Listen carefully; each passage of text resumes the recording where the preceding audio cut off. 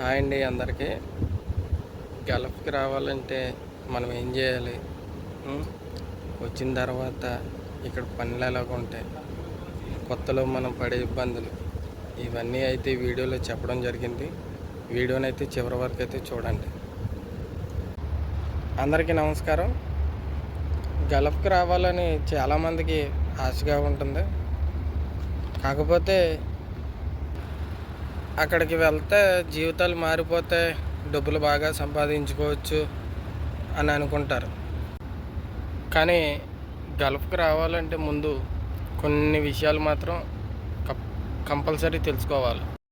నేను హౌస్ డ్రైవర్గా పనిచేస్తున్నానంటే కేవలం బండి నడపడమే కాదు, కొన్ని సార్లు అయితే మన నిద్రని, తర్వాత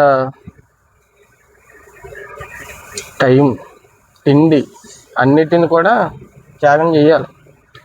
మనం ఇంత దూరం వచ్చామంటే ఇవన్నీ తట్టుకోగలగాలన్నమాట. కానీ ఇక్కడ డ్రైవింగ్ ఒకటే కాదు, కార్లు కడగాలి, రేషన్ తేవాలి, స్కూల్ డ్యూటీలు ఉంటాయి, జమియా డ్యూటీలు ఉంటాయి, అన్నీ ఉంటాయి. అన్నిటిని తట్టుకోవాలి. నైట్లు నిద్రలు ఉండవు. ఏ టైంకి ఫోన్ చేస్తాడో తెలియదు. అన్నిటికి సిద్ధంగా ఉండాలి. టయానికి నిద్ర ఉండదు, టయానికి ఫుడ్ ఉండదు. ఫుడ్ మనమే వండుకోవాలి. గల్ఫ్కి రావద్దని అయితే నేను అన్నాను, తప్పు కాదు, రావచ్చు గల్ఫ్కి. కానీ ఎవరితో వస్తున్నాం, ఎవరు మనకు వేసే తీస్తున్నారో, ఏం పని మీద వస్తున్నాం, అక్కడ ఏం చేయాలి, ఇవన్నీ కూడా మనం తెలుసుకోవాలి ఫస్ట్ ఆఫ్ ఆల్.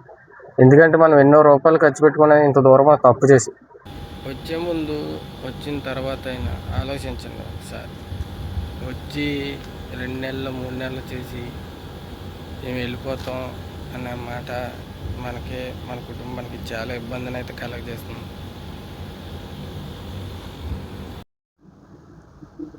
ఇక్కడికి వచ్చిన తర్వాత అంతా మనం అనుకున్నట్టయితే ఉండదు.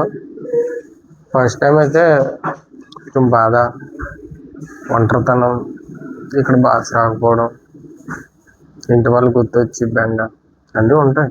అన్నిటిని తట్టుకొని ఇక్కడ మనం దేనికోసం వచ్చి మన లక్ష్యం ఏంటో అనేది తీసుకోవాలి. మొదట మనం అసలు గల్ఫ్లో ఏం పని చేయాలి, మనం దేనికోసం వెళ్తున్నాం, ఒక క్లారిటీ ఉండాలి. నాకు తెలిసి డ్రైవింగ్ అయితే బెటర్.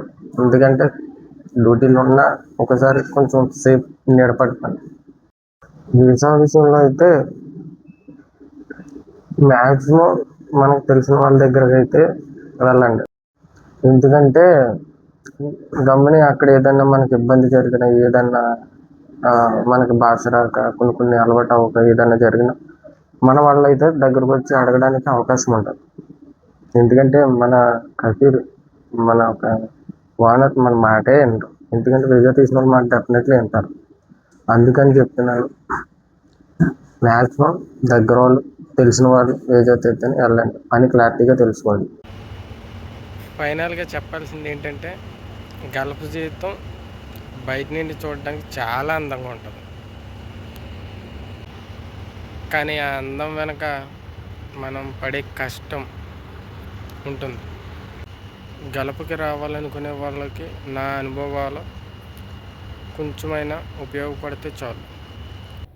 ఈ వీడియో ఇక్కడి వరకు చూసారంటే నా వీడియో మీకు నచ్చింది అనుకుంటున్నాను. వీడియో మీకు నచ్చితే లైక్ చేయండి, షేర్ చేయండి, సబ్స్క్రైబ్ చేయండి, సపోర్ట్ చేయండి.